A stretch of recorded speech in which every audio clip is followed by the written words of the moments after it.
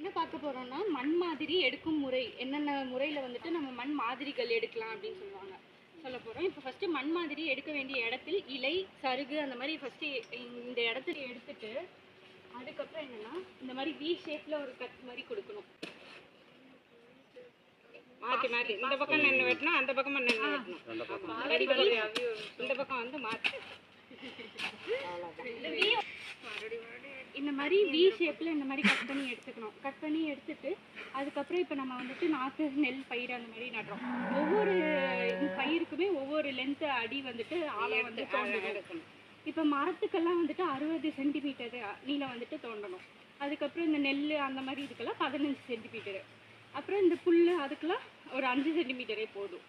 அப்புறம் வந்துட்டு 22 சென்டிமீட்டர் வந்து இந்த இது இருக்குல்ல வெஜிடபிள்ஸ் நம்ம போடுவோம், காய்கறி அந்த இதுக்கெல்லாம் செடி அந்த மாதிரி போட்டுட்டு இந்த அளவு குழி வெட்டி அதுக்கப்புறம் நம்ம இது நட்டு வைக்கணும்.